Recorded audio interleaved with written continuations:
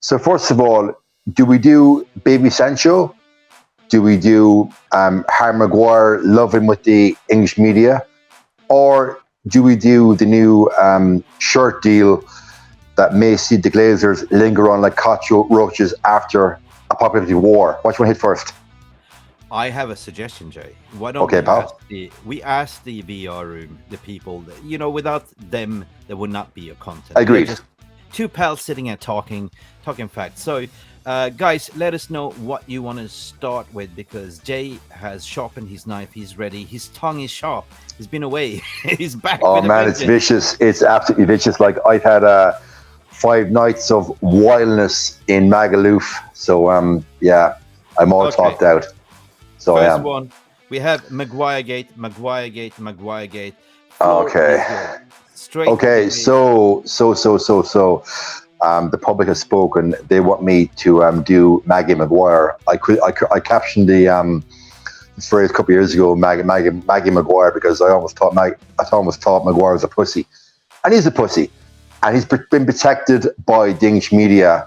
It's all this arm around the shoulder for Harry. Oh, you can't boo him, you can't criticize him, irrespective of his blatant underperforming on the pitch for not 1 season, 3 seasons.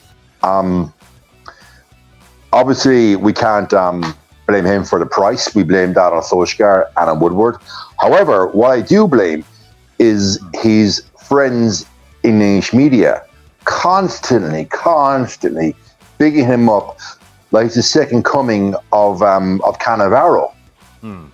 He's a 6'4" fucking pussy, plain and simple.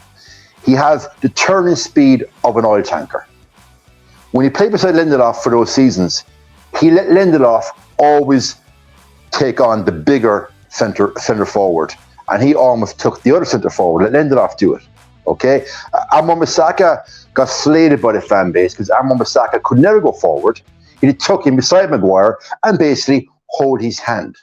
And now you know what's going to happen. It's written. Friday, the press conference. The English hacks sitting there are going there. Well, Eric, how do you feel about Harry? Is Harry starting tomorrow? Blah blah blah blah blah. What do you make of Southgate's comments during the week? And Ten Hag has to sit there. Ten Hag has to lie through his teeth. Okay, he has to sit there and lie. He has to lie. He's got to come out with bullshit like, well, Harry is very important. He's a member of the squad. And I think Harry will has to work with us and blah blah blah. He wanted Harry fucking gone months ago. Yeah, he did. Took the captaincy away from him. He's 5th choice centre back. Harry Maguire is the luckiest motherfucker in the world playing football. 3 centre backs injured. And all of a sudden, he's going to play against Brighton. Wait for it. He is going to play against Brighton. I'll tell you here right now, right? Evan Ferguson will put Maguire in a body bag on Sunday. He's going to absolutely destroy him. He's going to be destroyed by an 18-year-old kid. Evan Ferguson is sitting at home, licking his lips, knowing all I got to do the weekend is beat Harry Maguire. Happy days. Depends on if he starts or not, right? Because if he starts, he smash Harry Maguire. I'll tell you right now, Mick. I'll call it right. Maguire starts, Ferguson plays. We lose 3-1. Yeah, probably. I call it now. Yeah, but if we play a little bit of a devil's advocate, under no shape or form are we here to slag any player, but I tend to look at, criticism is due. We look at the performance of the pitch, not the player himself, right? Just want to put it out there because at the end of the day, I agree with you that British media are kind of protecting him, like a cotton wool, you know what I mean, and bigging him up. And, but barring what come out after the transfer window was closed, that he didn't want to leave, he must be looking at himself right now after the England performance with the toe poke to saying, why didn't I leave? You know what I mean? At the end of the day, hang on a second. He thought that going to West Ham was beneath him. Yes. I'm sorry, Harry. Who are you to think that West Ham United Football Club is beneath you? If anything, if I was a West Ham fan, And I was getting Harry Maguire. I'd be thinking, oh, Jesus, no. He's the last player we want is Harry Maguire. Yeah. Then the club were trying to get rid of him, paying him £6 million, my friend. He's on £12 million a year, over the next 3 years. That we would have made. They were giving us, £6 million to get rid of him. He wanted 12 million, full payoff, but wouldn't accept it. So that's the mentality of the former club captain. And also, that's the weak, soft mentality, Mick, that goes through that entire squad. Now, Ten Hag, to his credit, he is slowly undoing the psychological damage that Solskjaer did to that squad. Solskjaer, everyone's best friend. He had a pet name for all the players, arm around their shoulder, happy, smiley. I'm sorry, my friend, but happy, smiley, empathy wins you fuck all. True.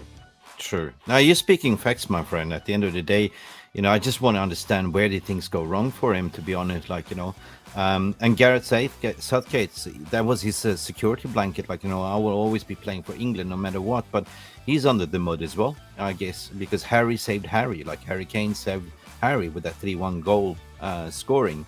They were doing fine until they substituted him in, and he did that toe poking thing, and everyone was singing, "Oh, Harry Maguire," But where did it all go wrong? I mean, what do you think?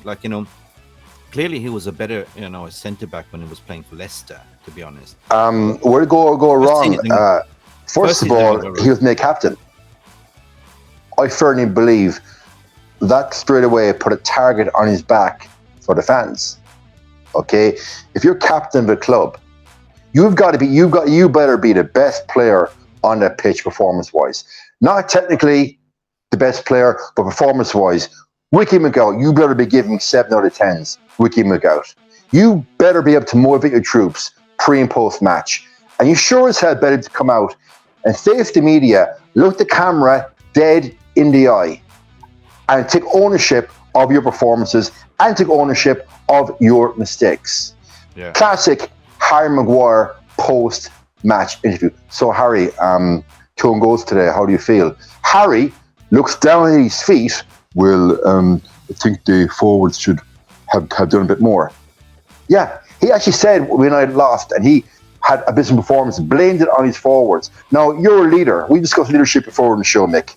You've worked in many leadership roles, as have I. When I have messed up on a decision that has not turned out how I want it to be, that has been my call. You fall on your sword as a leader and you acknowledge your mistake. And that garners respect from your teammates and your work colleagues. And you learn from the mistake, and next time, your decision-making will improve. Whereas Harry, Harry is infallible. And the English media have made him infallible by the arm on your shoulder, constant support to him. Whereas players like Bruno, it's slated English media because Bruno's not English, and Bruno's a fireband. It's always the phrase that I almost use is this jingoistic English media. And I think Southgate was very truculent in his comments. He used the word Harry played in one of the most successful English sides of all time. I'm sorry, but what have you actually won, Mr. Southgate? Absolutely nothing. So you're alluding to that the press is also protecting Southgate. Yes, they are 100%. Is it possible that it is a little bit of that Stockholm syndrome, that you should feel sorry for the victim, right? Is that what we're seeing right now? I'm just trying to understand. Yeah. Why this treatment, and is that the moral compass that you shouldn't, boo somebody? You shouldn't. Why not? Why not? No. I mean, I'm just saying. I'm just wondering, is that the concept, and is that why the so-called British media protecting their own, like the Southgates, the Harry Maguire? But clearly, if you want to win something, you put the best team on the pitch. You don't pick your favorites. No. There's a guy called Johnny Giles. He played for United in the 50s. He won the FA Cup in 58, I think. and also played for Leeds on that great team with Don Revie. He was a pundit on Irish TV for 25, 30 years. He said, and I quote, "Football is a very simple game. You put the best players in their best positions and let them play to a game plan."